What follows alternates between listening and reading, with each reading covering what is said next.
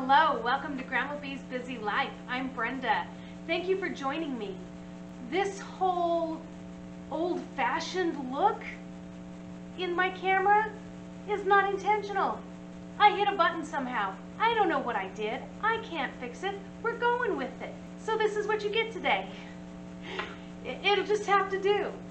So this video is the roundup of all of the Pantry Challenge for this month.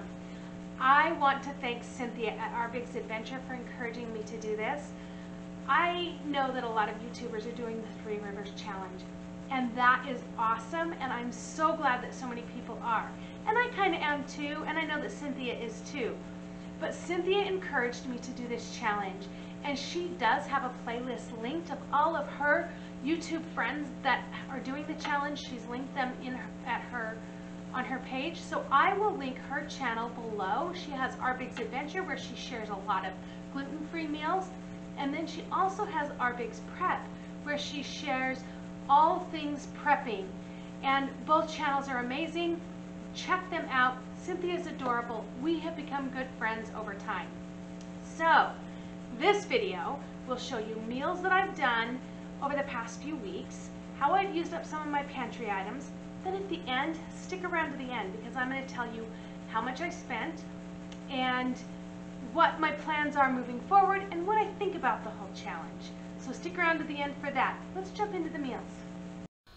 My daughter still had her turkey in the freezer that she'd gotten free at Thanksgiving time with Ibotta, and she hasn't had time to cook it yet, so I volunteered to cook it and get all the meat off the bone and package it up so that the meat was ready to use for her. It also came with a gravy packet, so I made that up for her.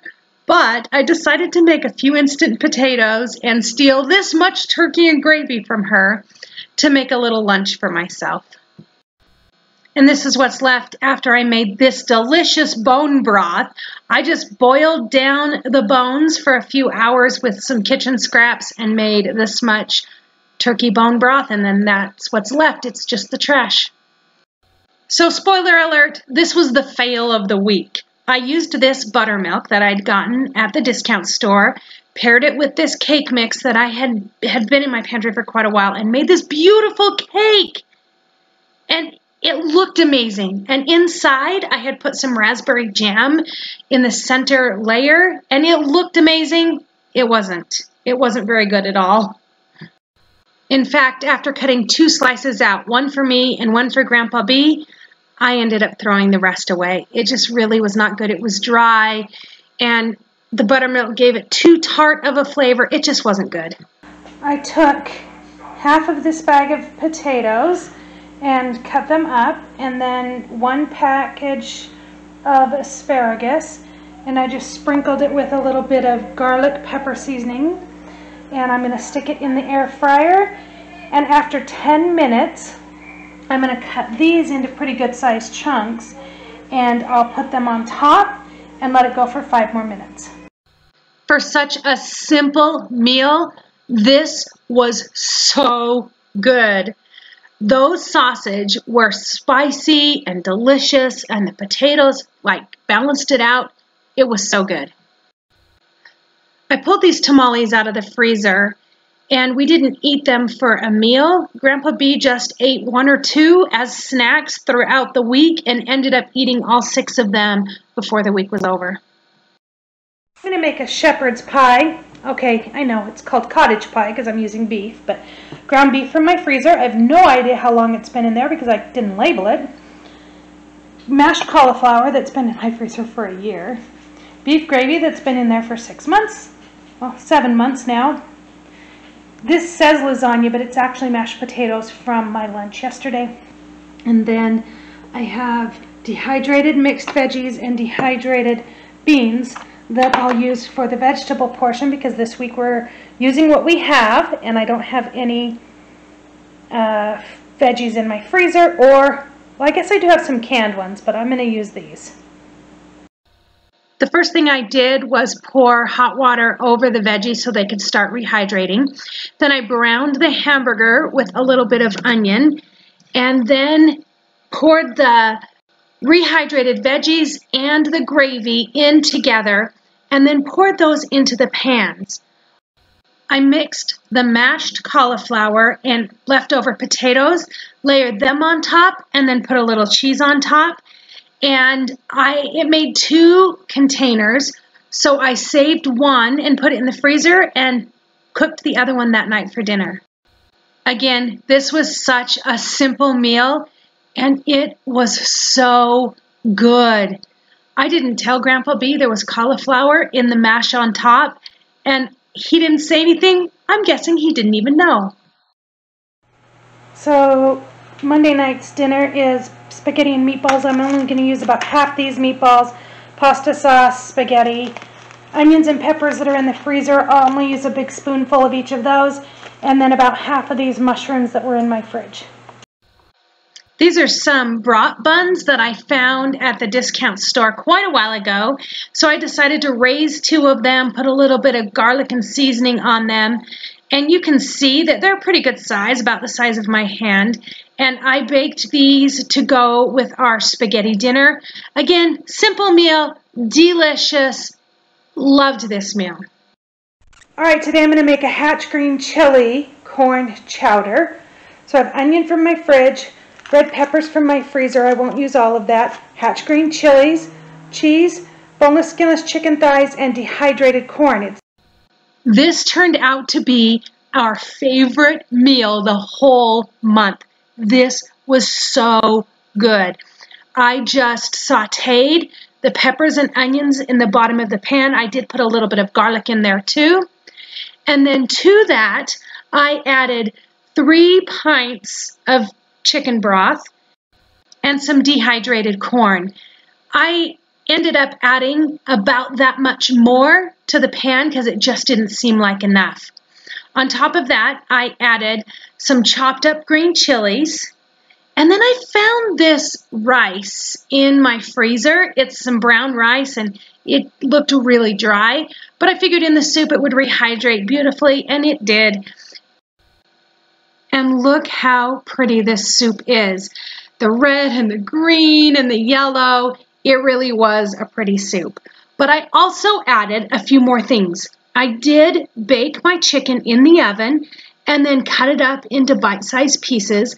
I put about 2 chicken thighs in this size of soup and stirred it in. I also added a slurry of cornstarch and water to thicken it up a little bit, and heavy cream. At first, I thought this was way too much heavy cream. Turns out it was not too much. It was amazing. Yeah, right here I was worried. It looks like way too much cream. You can see here it thickened up so beautifully. I did not add any extra seasonings or anything to this.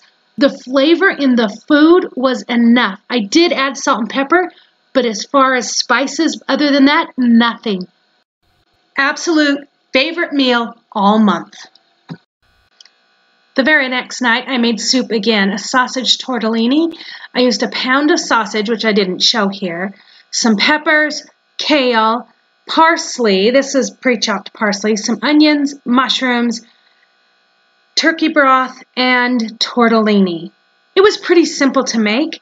I started by browning the sausage, and right before it was done, I added in the peppers, onions, and mushrooms, and then cooked all of it together until the meat was fully cooked. I added my broth and tortellini into the soup and cooked it until the tortellini was fully cooked. Then I added some heavy cream to it just to thicken it up a little bit. The last step was just to add in the kale and then serve it. This was delicious. If I were to make this sausage tortellini soup again, I would definitely put carrots and celery in it. It was really delicious, but I felt like it just needed something else, and I think carrots and celery would do the trick.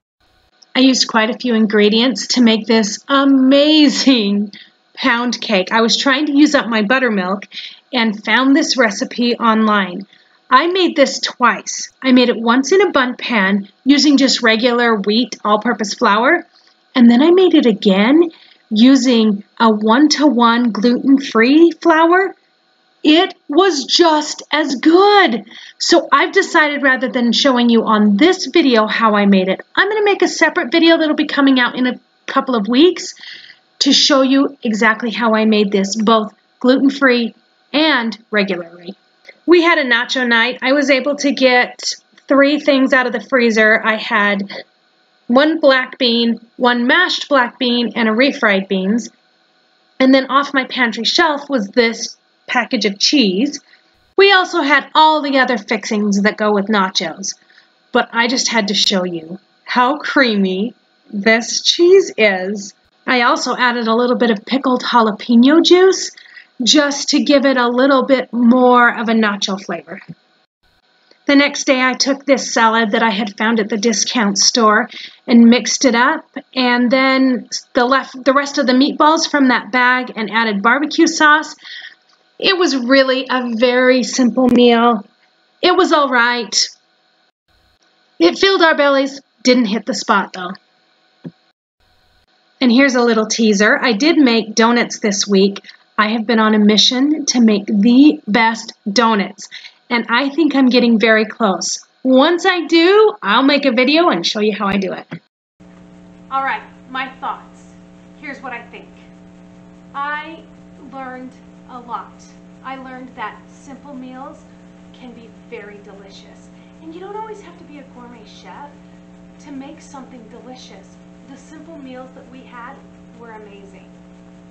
I also learned that I will never stop stocking up.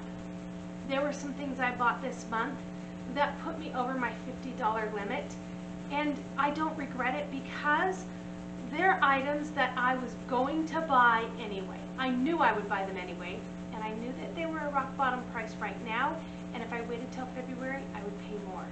And I just couldn't spend more money in a month just to meet my challenge now. So I did spend $127.54, and that was a combination of things. I bought several things for stocking up. I bought 10 pounds of butter because it was $1.97 at Smith's, and I only had 1 pound in the freezer. I use a lot of butter because I bake a lot. I couldn't pass that up because I know it's not going to be $1.97 again for a couple of months, and so I didn't want to pay full price for it later. I bought some molasses. I bought some various things that were stock up price that I couldn't turn down. And so yeah, it did take me over my budget, but I still was very careful about what I bought. I didn't buy anything that was for convenience. I didn't eat out except for when I was traveling.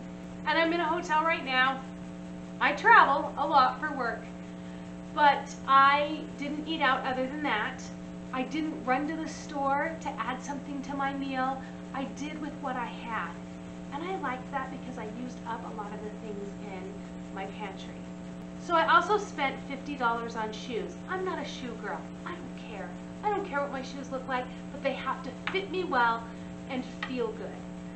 I don't have any casual shoes like tennis shoes that are comfortable.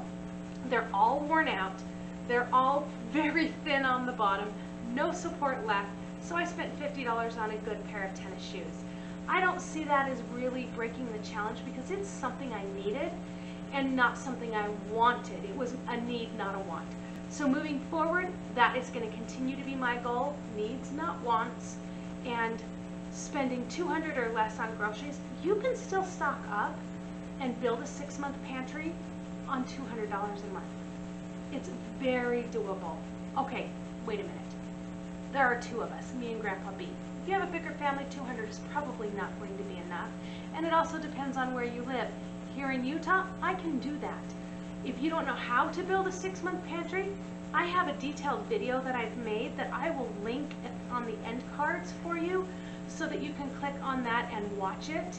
It takes you step by step through how I have built a 6-month pantry without just going out and spending $1,000 and building up my pantry.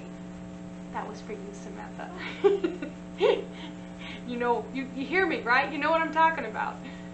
I can't afford to do that. I can't afford to go out and just, I see these these YouTubers that do Costco hauls for $4,000 or whatever, even $1,000. I can't do that. So how do I do it on little money? I'll link that video on the end card so that you can see. It is possible. You just have to be smart about how you buy things. I have made one great big purchase this month, and that was a freeze dryer. I did buy my freeze dryer. I already intended to do that. It was already part of my plan. It was one of my exceptions. So there will be some freeze dryer videos coming in the near future. But for now, I am grateful you stuck around to the end. I hope you have a great day. Check out that video on building a 6-month pantry if you haven't, and I will see you again soon.